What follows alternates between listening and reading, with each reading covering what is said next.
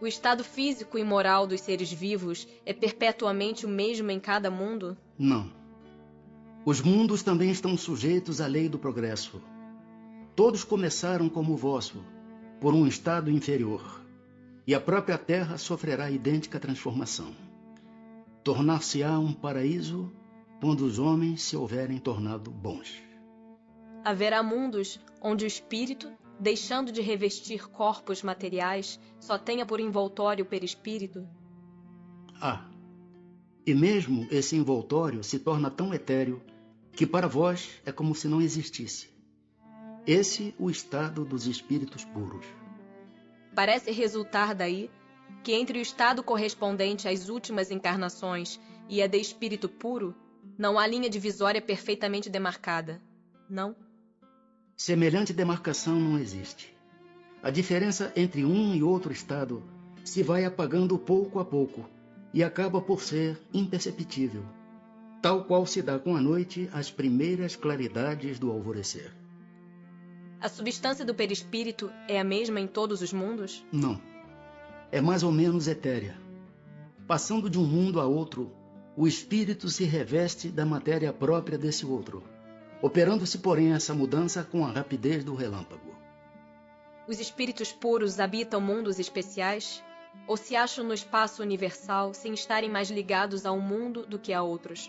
Habitam certos mundos, mas não lhes ficam presos, como os homens à terra. Podem, melhor do que os outros, estar em toda parte. Transmigrações progressivas. Desde o início de sua formação, goza o espírito da plenitude de suas faculdades? Não, pois que para o espírito, como para o homem, também há infância. Em sua origem, a vida do espírito é apenas instintiva. Ele mal tem consciência de si mesmo e de seus atos. A inteligência só pouco a pouco se desenvolve. Qual o estado da alma na sua primeira encarnação? O da infância na vida corporal. A inteligência então apenas desabrocha. A alma se ensaia para a vida. As dos nossos selvagens são almas no estado de infância? De infância relativa, pois já são almas desenvolvidas, visto que já nutrem paixões. Então, as paixões são um sinal de desenvolvimento? De desenvolvimento, sim. De perfeição, porém, não. São sinal de atividade e de consciência do eu, porquanto na alma primitiva a inteligência e a vida se acham no estado de germe.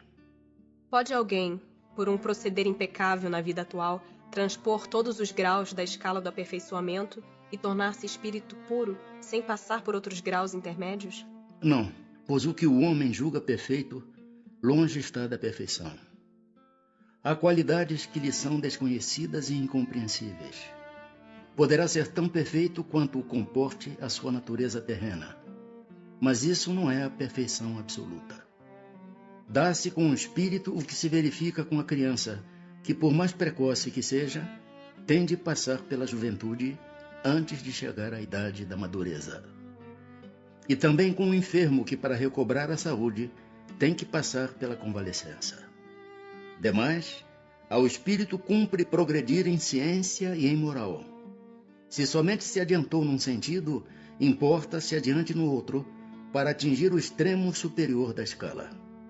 Contudo, quanto mais o homem se adiantar na sua vida atual, tanto menos longas e penosas lhe serão as provas que se seguirem.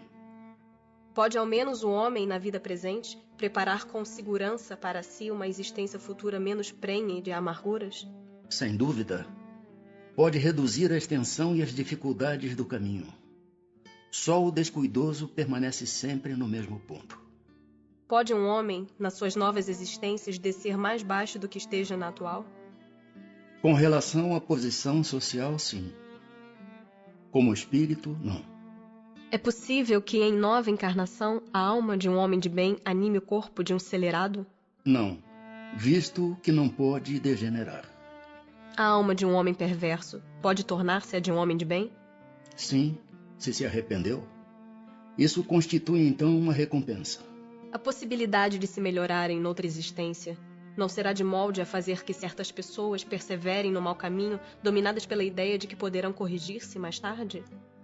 Aquele que assim pensa em nada crê, e a ideia de um castigo eterno não o refrearia mais do que qualquer outra, porque sua razão a repele.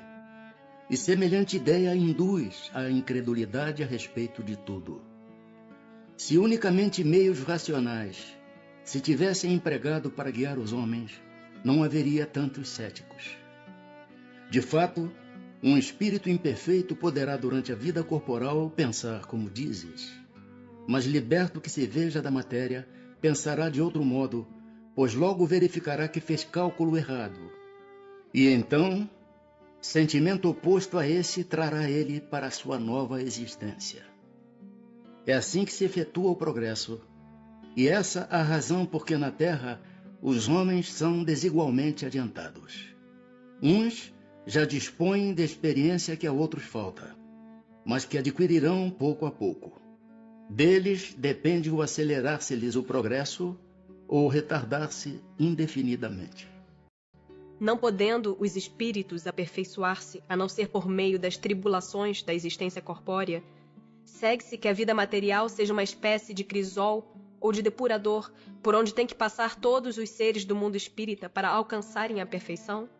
Sim, é exatamente isso. Eles se melhoram nessas provas evitando o mal e praticando o bem, porém somente ao cabo de mais ou menos longo tempo, conforme os esforços que empreguem. Somente após muitas encarnações ou depurações sucessivas, atingem a finalidade para que tendem. É o corpo que influi sobre o espírito para que este se melhore, ou o espírito que influi sobre o corpo? Teu espírito é tudo. Teu corpo é simples veste que apodrece. Estudo.